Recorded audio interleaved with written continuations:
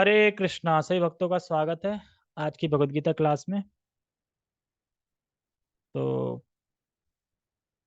पहले हम मंगलाचरण करते हैं।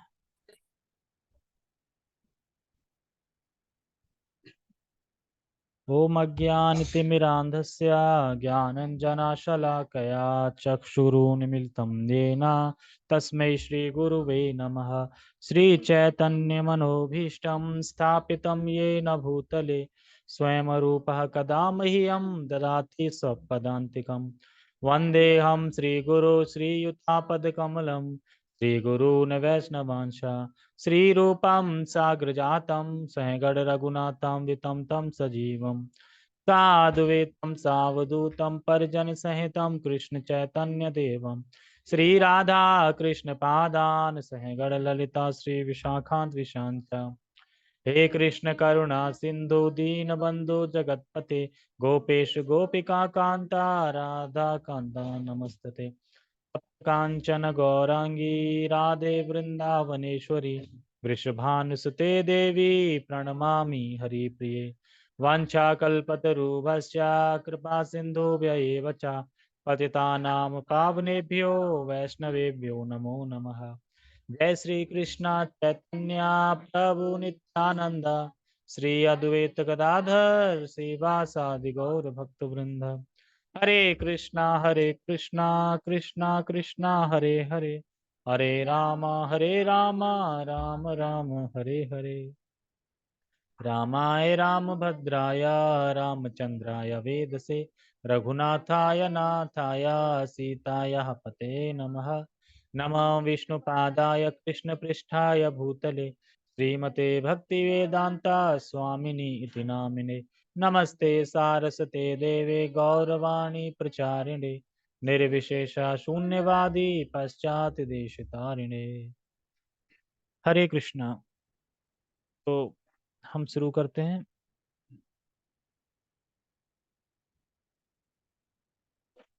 देखो, आज का श्लोक जो है उसकी थीम समझ लो पहले कि थीम क्या है। पहले हमने चर्चा की थी तीन प्रकार की दो चीजों के बारे में है।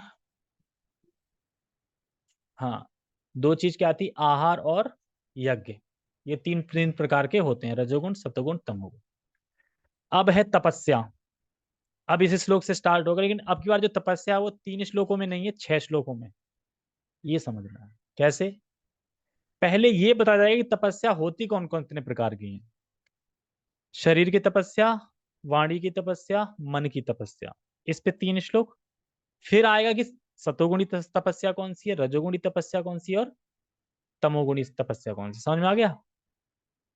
अभी 3 श्लोकों में क्या बताया जाएगा, शरीर की तपस्या, फिर वाणी की तपस्या, फिर मन की तपस्या। 3 श्लोक हो गए। फिर तपस्या को ही बताया जाएगा गुणों के हिसाब से। अभी तो खाली तपस्या की प्रकार बता रहे हैं कि कितने प्रकार की तपस्या होती है और तपस्या कैसे कैसे होती है। ठीक है, तो लिंक समझ में आ गया, तो ये बताया जाएगा। ठीक है, तो पहले हम श्लोक का उच्चारण करते हैं। देव द्विज गुरु प्राज्ञा पूजनम शौचम आर्जवम ब्रह्मचर्यम अहिंसा च शारीरि शारीरम तप उच्यते। देवद्विज गुरु प्राज्ञा पूजनम शौचम आर्जवम ब्रह्मचर्यम अहिंसा च शारीरम तप उच्यते।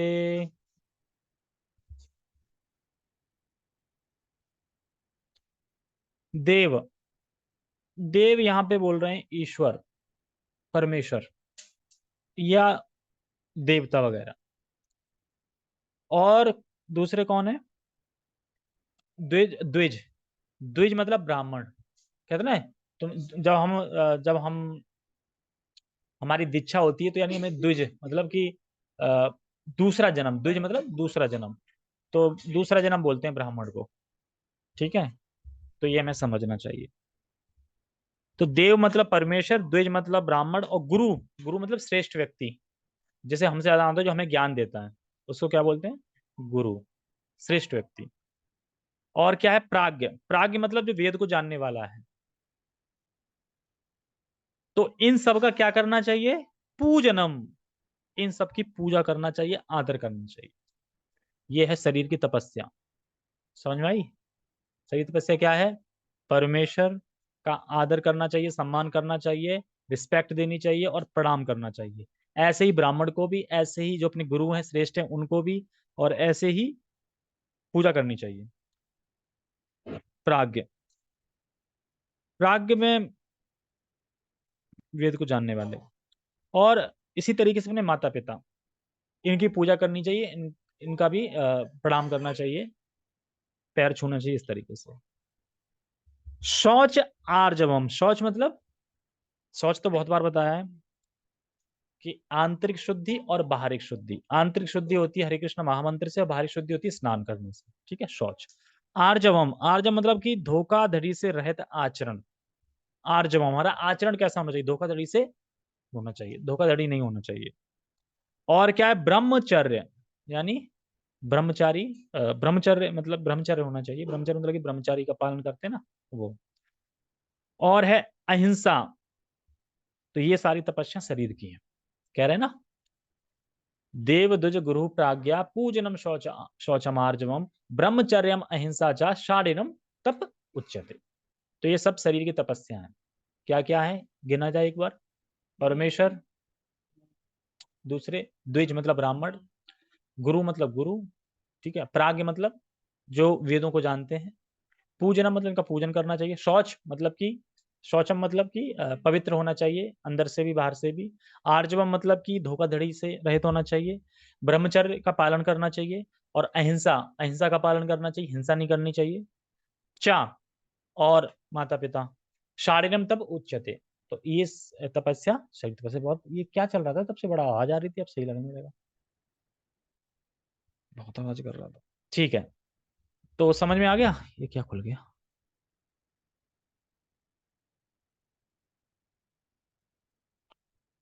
सबसे पहले तो ये समझ लो तपस्या क्या होती है, तपस्या का अर्थ क्या है।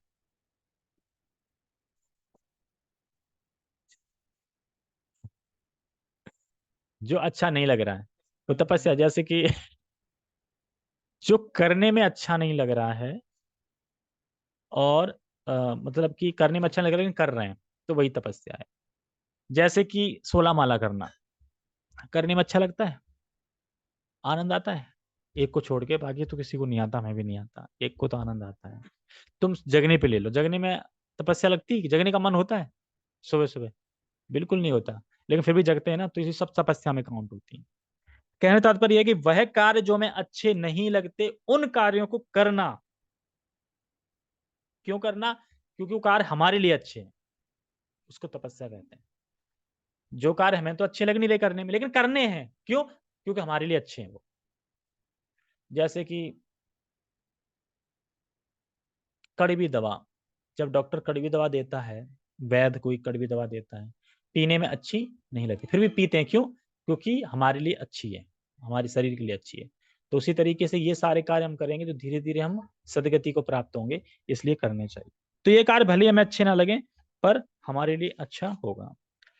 जैसे कि प्रभु जी बता रहे थे, नीम, नीम की सब्जी बता रहे थे उस दिन। अब नीम की सब्जी भात की तरह सान सान के खाएं, तो ये क्या हमारे लिए अच्छा है? अच्छा है हमारे लिए? क्यों?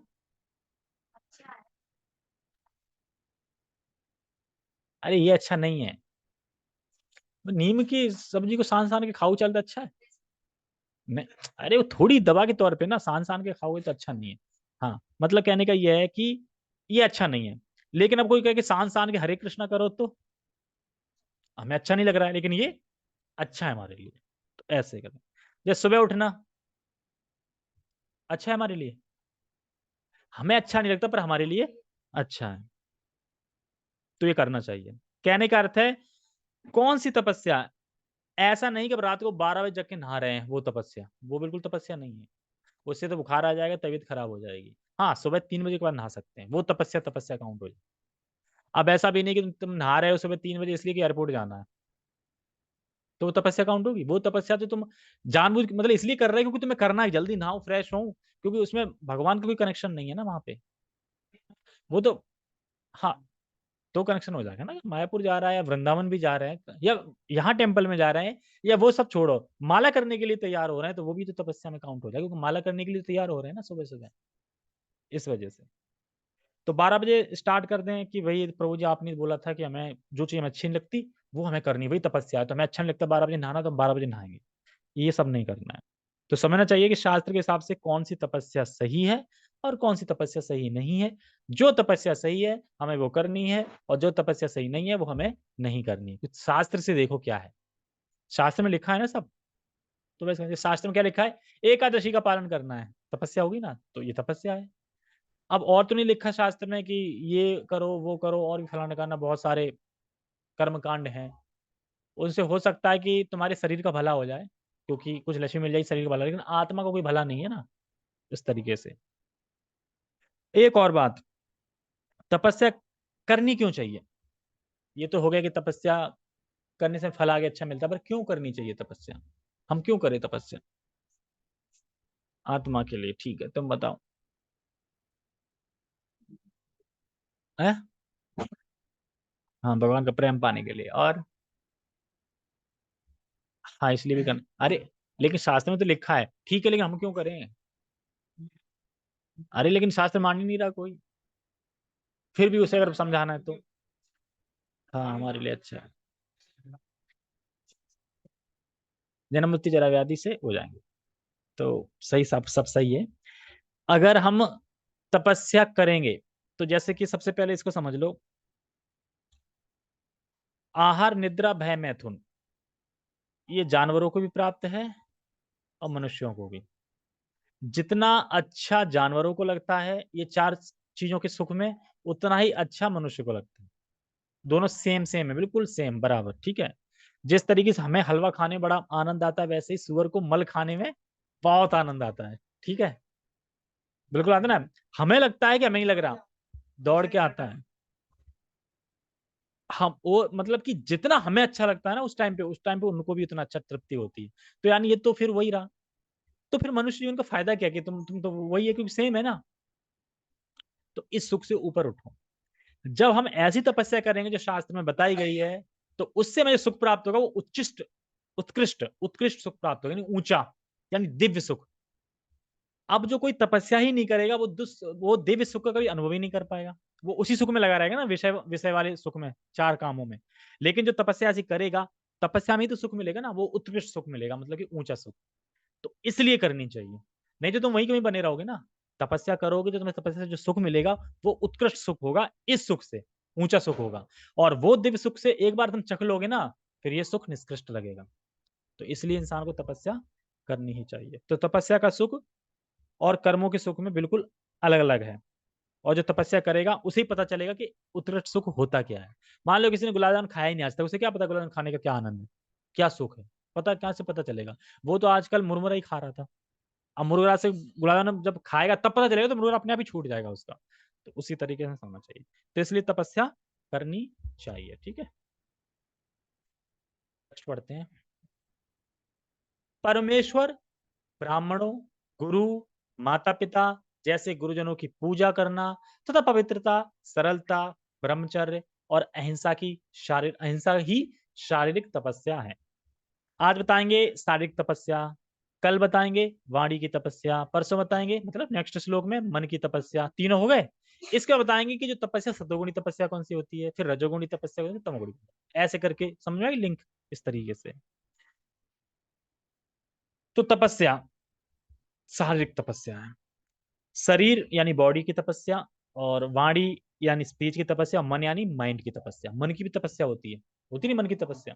मन की भी तपस्या होती है। तो सबसे पहले इसमें परमेश्वर। तो परमेश्वर से मतलब है कि जैसे ही कहीं परमेश्वर हमें दिखते हैं या परमेश्वर है, तुरंत दंडवत प्रणाम करना चाहिए। तुरंत प्रणाम करना चाहिए। ये शारीरिक तपस्या है। कभी-कभी आलस नहीं कर जाते तपस्या करने में, वो प्रणाम करने में। मंदिर में ही आलस कर जाते हैं। एक बार तुमने अगर अल्टर के दर्शन कर लिए, प्रणाम कर लिया और दोबारा अगर किसी काम से चले भी गए, प्रणाम नहीं करने वाले दोबारा तुम सबको, वैसे ही। मान लो किसी ने भेजा कि नहीं जरा ना फूल की माला ले आना, एक बार मुझे फूल की माला ले आना, जल्दी भाग के अगर फूल की माला लेने गए जल्दी, तो उस टाइम पे भूल जाएंगे सबको। हो सकता है कि एक आध अल्टर को कर ले तो कर ले, क्योंकि पहले कर लिया है ना, आलस। या देखा है कि जो तथाकथित जो मंदिर बने रहते हैं रोडों के सामने, वहां पे बाइक वाले कैसे आते हैं, स्कूटी वाले आएंगे, वहीं से हेलमेट करेंगे, जय राम देखिए, वहीं पे ऐसे करेंगे, कोई ऐसे करेगा, कोई ऐसे करेगा, वहीं चला, मतलब शारीरिक तपस्या नहीं कर पा रहा, मतलब शरीर को कष्ट नहीं दे पा रहे हैं कि उतर के दंडवत प्रणाम करके फिर स्कूटी बैठ के फिर चले जाए, नहीं, वहीं से कर देंगे हॉर्न बजा बजो के। और कोई कोई तो इतने फास्ट है कि हॉर्न ही बजा देंगे, टिक टिक, बस, है ना। और कोई आंखों से ही कर देते हैं इस तरीके से। क्या, क्यों, भगवान के लिए टाइम नहीं, उतरो ना, उतरो करो। कहाँ, कौन से मंदिर? हाँ तो वही बात, वही चीज तो वही तो शारीरिक तपस्या बता रही है कि जब भी हम भगवान को, यानी परमेश्वर की बात हो रही है, परमेश्वर देख रहे हैं तो दंडवत प्रणाम करना चाहिए। यही तो शारीरिक तपस्या क्यों बोल रहे हैं, शरीर से तपस्या इसीलिए तो कि तुम्हें कष्ट होगा ना, उतरोगे, लेटोगे, दंडवत करोगे, करोगे तो। अब वो बात अलग होगी कि तुम मंदिर में नहीं जा रहे हो, ऐसे ही निकल गए तो हरे कृष्णा बोल दिया, वो एक जनरली हो गया। लेकिन वैसे जनरली बताया रहा है कि जो लोग आते हैं लेकिन अंदर नहीं आते हैं, मतलब कि जाना भी है वहां पे, काम भी है। ऐसे नहीं, ये एक एग्जांपल दिया जा रहा है कि बहुत से लोगों के पास टाइम होता है और फिर भी नहीं करते हैं। हम्म। लेकिन अब डेली अब निकलना ही है, एक हर हर 5-10 मिनट निकलना है, तो वहां पे जो नहीं कर पाओगे बार बार।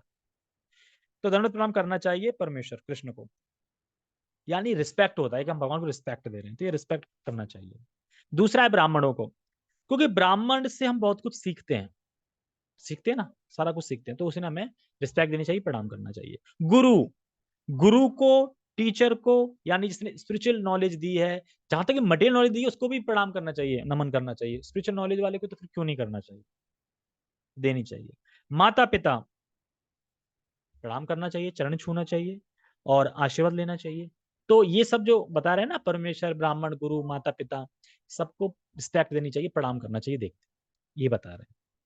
और याद रखें, कृष्ण भजनीय है, बाकी सभी ब्राह्मण, गुरु, माता पिता, ये सब पूजनीय है, पूजा कर सकते हैं, लेकिन भजनी कौन है, कृष्ण ही है। फिर क्या है इसमें, पवित्रता, ये होना बहुत जरूरी है, देखा ध्यान रखना। पवित्रता, मन की भी पवित्रता होती है, मन से भी तो लोग सोचते हैं, तो मन की पवित्रता और शरीर की पवित्रता और बाहरी की भी पवित्रता, मतलब आंतरिक पवित्रता मन में ही आ गई, आंतरिक मतलब हरे कृष्ण नाम जाप कर रहे हैं, भगवान का नाम ले रहे हैं तो उससे। और शारीरिक तपस्या मतलब जैसे गंगा में स्नान करना, नहाना, स्नान करना, उससे शारीरिक तपस्या। अच्छा, पवित्रता आएगी कैसे, ठीक है, पवित्र बता दिया कि हरि नाम करना चाहिए, लेकिन पवित्रता मूल कैसे आएगी, हम क्या ऐसा करें जिससे पवित्रता हमारे अंदर आ जाएगी, है? हाँ, हरि नाम करने से, और भी हैं चीजें। क्या,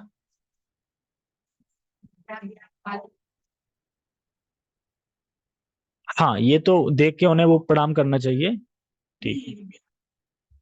हाँ, आज्ञा का पालन करना चाहिए। वो क्या, कथा में लेट आना, हाँ, मतलब कि कथा चल रही है तो कथा में बैठना चाहिए ना, कहते हैं ना, आशीर्वाद दे दो, या फिर थोड़े हम दर्शन करने आए थे, हम तो दर्शन मतलब कि कथा का टाइम वही दर्शन होता है, बाकी फिर कोई दर्शन नहीं होता। पवित्रता आएगी तन से, अगर तन शुद्ध होगा, पवित्रता आएगी, तन शुद्ध कैसे होगा, स्नान से। और आएगी धन से, धन शुद्ध होगा, और धन शुद्ध कैसे होगा, दान से, ठीक है। और बुद्धि शुद्ध होनी चाहिए, बुद्धि शुद्ध कैसे होगी, दिव्य नाम से। और मन शुद्ध होगा, मन शुद्ध करना है तो मन शुद्ध कैसे होगा, हरि नाम से। समझ में आ गया, ये सीक्वेंस है कैसे है। तन शुद्ध होगा यानी बॉडी शुद्ध होगी स्नान से, धन शुद्ध होगा दान से, बुद्धि शुद्ध होगी दिव्य ज्ञान से, बुद्धि शुद्ध होगी ना, ज्ञान पता चलता रहेगा, और मन शुद्ध होगा हरि नाम से। तो ये सब चीजें फॉलो करेंगे तो पवित्रता आ जाएगी। ऑलरेडी इसमें आ गया, हरि का नाम भी आ गया, स्नान भी आ गया, दोनों आ गया इसमें, ठीक है। फिर है सरलता, सरलता समझनी है तो सरलता में चले जाओ राम लक्ष्मण सीता में। राम किस तरह सरल थे, लक्ष्मण कैसे राम के लिए सरल थे, और सीता कैसे राम के लिए सरल थी, और राम सीता लक्ष्मण दोनों के लिए कैसे सरल थे जीवन। देखा ना कि किस तरह, मतलब कि मर्यादा पुरुषोत्तम श्री रामचंद्र बोलते हैं, तो सरल मतलब कि सरल मतलब कि सरल हमें होना चाहिए, शरीर के लिए बहुत जरूरी है सरल होना। क्रोध करेंगे तो उसमें भी शरीर के विकार आ जाते हैं। फिर है ब्रह्मचर्य।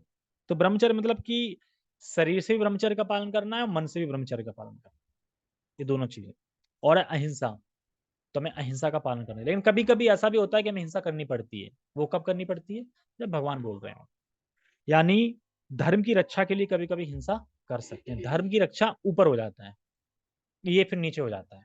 भगवान जो बोल देते हैं ना, तो वो धर्म ऊपर हो जाता है, क्योंकि भगवान कहते हैं ना, जो मैंने बोल दिया वो धर्म है।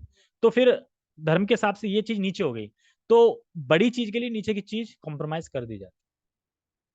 जैसे कि ट्रेन जा रही है और यात्रियों को बचाना है। अंदर बैठे हैं 100 लोग, बाहर हैं 2 लोग। बाहर को बचाएंगे तो अंदर के 100 मरेंगे, बाहर के 2 मर जाएंगे तो अंदर के 100 बच जाएंगे। तो वो क्या करेगा? 100 बचाएगा ना, क्योंकि 100 का धर्म ऊपर आ गया ना। 2 मरेंगे लेकिन 100 तो बचेंगे। ऐसा नहीं कि दो दो बचाने के चक्कर में 100 को मार। तो वैसे ही समझ सकते हैं, ठीक है। तो ये सभी शरीर की तपस्या है, ठीक है। तात्पर्य,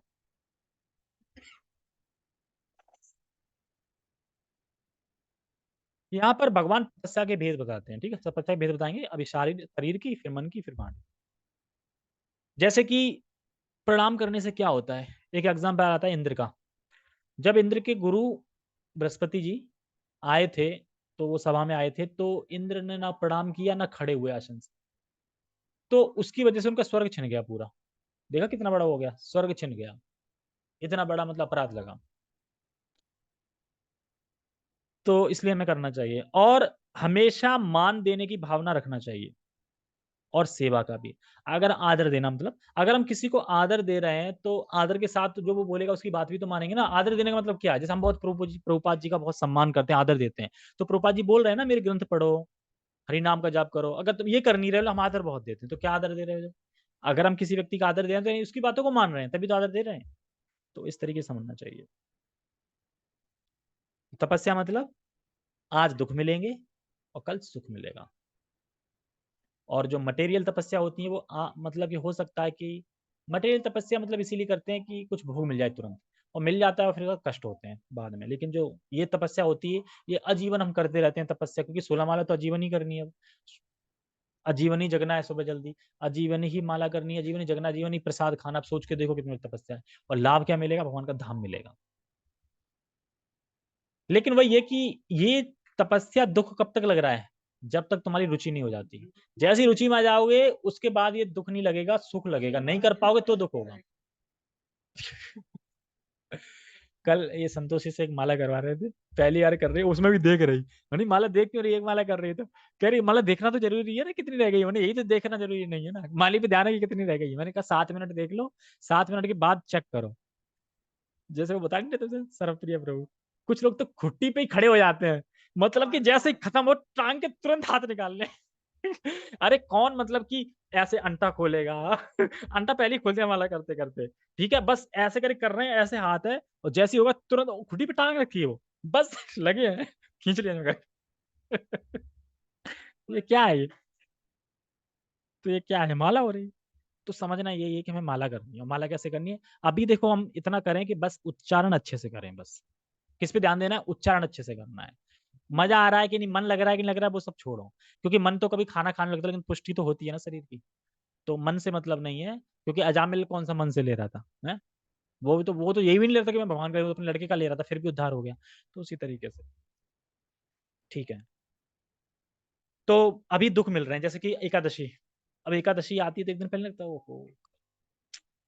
अगर वही एकादशी में सिंगाड़े का आटा हो भरपूर, ठीक है, और सब चीजें हो, पनीर की सब्जी बनी हो, तो कोई दिक्कत होगी कि कल एकादशी? कोई दिक्कत नहीं, कल एकादशी पता है ना कि सब है, बनेगा तो खाएंगे फर के। लेकिन पता चले कुछ है नहीं, और खा मिलेगा नहीं, तो फिर दुख होगा, अरे यार कैसे कटेगा दिन पूरा।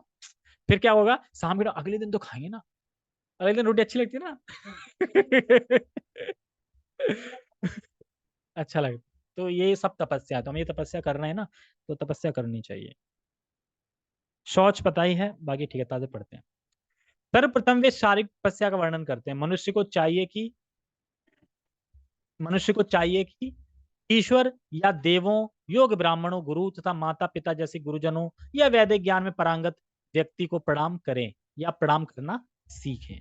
प्रणाम करें या प्रणाम करना सीखें। नहीं कर पा रहे तो सीखो प्रणाम करना।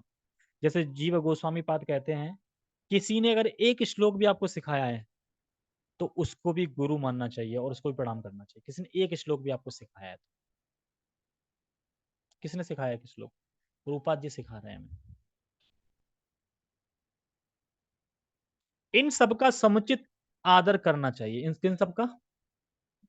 परमेश्वर, परमेश्वर तो है, ब्राह्मण और गुरु, माता पिता, सबका आदर करना चाहिए। उसे चाहिए कि आंतरिक तथा बाह्य रूप में अपने को शुद्ध करने का अभ्यास करे। कैसे करेंगे? हरि नाम जाप से और स्नान करने से। 2 बार स्नान करें कम से कम। और अगर फ्रेश होने गए हैं तो 3 बार स्नान करें। मतलब फ्रेश होने के बाद तो कंपलसरी है स्नान करना। उसे चाहिए कि आंतरिक तथा बाह्य रूप में अपने को शुद्ध करने का अभ्यास करे और आचरण में सरल बनना सीखे। ये ना सीताराम लक्ष्मण बनाया था। वह कोई ऐसा कार्य ना करे जो शास्त्र सम्मत ना हो। बता था ना, जो शास्त्र में तपस्याएं लिखी हैं वो करे, जो शास्त्र में तपस्याएं वैन है वो नहीं करनी चाहिए। जैसे शास्त्र में तपस्या है ना कि लोग उल्टी सी तपस्या करते हैं, एक टांग पे खड़े हो जाते हैं, सूर्य पे खड़े हैं, कोई अग्नि जला के खड़ा है, कोई यहाँ से गला भोंक लेता है ना, तो ये सब तपस्याएं बैन है। ये तपस्या करके हो भगवान प्रसन्न नहीं होते, ऐसी तपस्या से भगवान कष्ट देते हैं। और करवा चौथ तो कर्मकांड में आता है। तो शास्त्र में कहीं उल्लेख नहीं है करवा चौथ का, कर्मकांड में आता है कि लोग करते हैं। तो वह कोई ऐसा कार्य ना करे। हाँ, कोई ना कोई शास्त्र होगा कर्मकांड लिखा हुआ किसी वैसे टाइम में। वह कोई ऐसा कार्य ना करे जो शास्त्र सम्मत ना हो, वह वैवाहिक जीवन के अतिरिक्त मैथुन में रत ना हो, क्योंकि शास्त्रों में केवल विवाह में ही मैथुन की अनुमति है, अन्यथा नहीं। यह ब्रह्मचर्य कहलाता है। ये सब शारीरिक तपस्याएं हैं। अब ये सारी तपस्या लग रही है ना, काम करना, आदर देना शरीर से। आदर कैसे दोगे? आंखों से, खड़े खड़े लेटना पड़ेगा, झुकना पड़ेगा, उन्हें जो बताया वो करना पड़ेगा, शारीरिक तपस्या होगी ना। तो इस तरीके से लिंक करो कि शारीरिक तपस्या किस प्रकार से।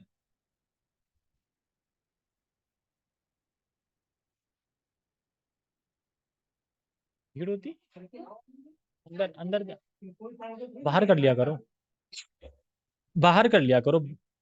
बाहर जो, जहाँ पे, जहाँ पे गरुण देव है ना, गरुण देव है ना जहाँ पे, तो ठीक है, ऐसा करो, 10 10 10 10 20 30 40 रुपए रख दो यहाँ पे, ठीक है? अभी कथा खत्म नहीं हुई है, ये लिखना है।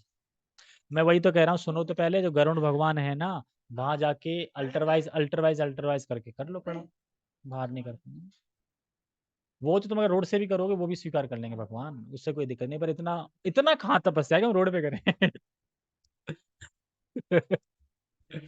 जैसे प्रभु जी ने बता रहे थे, एक मोटी आंटी ऊपर गिरी थी भाई। उस दिन तो बच गए थे वो। चल जैसा भी, मतलब कि प्रणाम करना चाहिए। और अगर ज्यादा भीड़ है तो मतलब कि ऐसे झुक के कर लें, मंत्र बोल लें ऐसे करके। अगर पूरा लेट नहीं पा रहे हैं तो पंचांग कर लें, पंचांग नहीं कर पा रहे तो ऐसे करके कर लें।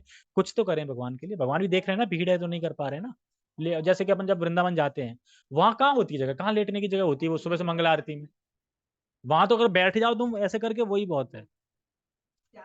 तो वहां पता क्या करना चाहिए, वहां बताते हैं कि या तो बाहर आके ऐसे कर लो, मतलब बाहर आंगन है ना वहां पे कर लो, और नहीं तो फिर जब सब कर ले ना, सब उठ जाए, जब जगह मिल जाए फिर कर लो। जैसे मंगल आरती में होते हैं ना कि जो रस्सी होती है उसके सामने वो जो सीनियर डिवोटी वो निकलते रहते हैं। तो वहां पे जब मौका मिले ना, कोई नहीं निकल रहा हो, भले ही आरती पट खुल चुके हो, कभी भी बीच में कर लो प्रणाम तुम, उसमें कोई दिक्कत नहीं। ऐसा नहीं कि पट खुले उसी टाइम पे करने तुरंत देख के, बाद में भी कर सकते हैं, पीछे कर सकते हैं, बाद में कर सकते हैं, ठीक है? ओके। हरे कृष्णा। जगत गुरु शील प्रभुपाद की जय, श्रीमद् भगवद गीता की जय, नित्य गौर प्रेमानंदे, हरि हरि बोल।